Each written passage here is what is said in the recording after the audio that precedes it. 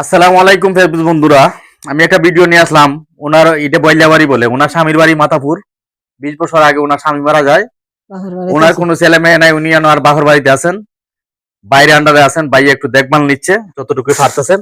উনি কর্ম করে ওই উড়া বাইন করে নামাজ পড়েন আর খান, আর ওই পাহাড়ে দেখেন কিছু মুটে ছুটে দেন এলাকার মাঝে ছোটা মোটা গোবর টুবর আইনিয়া মানে ছোটা মোটা লেপে দিয়ে ওইগুলার উপরে জীবিকা চলে।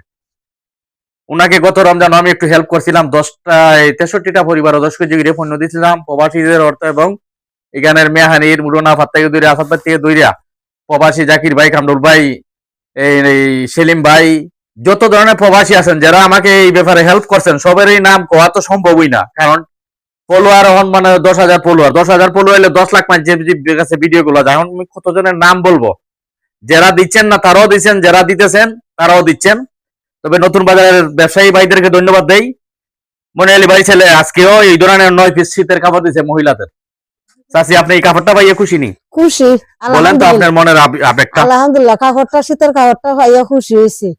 আল্লাহ তোমরা জীবতের পুতে বাতে শান্তি রাখা, আল্লাহ তোমার আরো দৌকা আমরা দোয়াই। তা আপনার যে ছেলে মেয়ে নাই, আমি কি মিছা কইছি না হাসা কইছি? মিশা করছে না হাসই করছি। আমার জি নাই পুত নাই কেউই নাই দুনিয়ার মাঝে।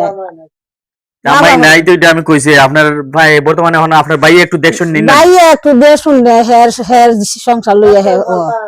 মাশাআল্লাহ, যদি আপনাদের কাছে ভিডিওটা মনোরঞ্জন হয়, ভালো লাগে, একটু পাশে থাকবেন। রমজান উপলক্ষে কোনো অনেক কিছু করতে চাই, সবাইকে দোয়া চাই। আসসালামু আলাইকুম।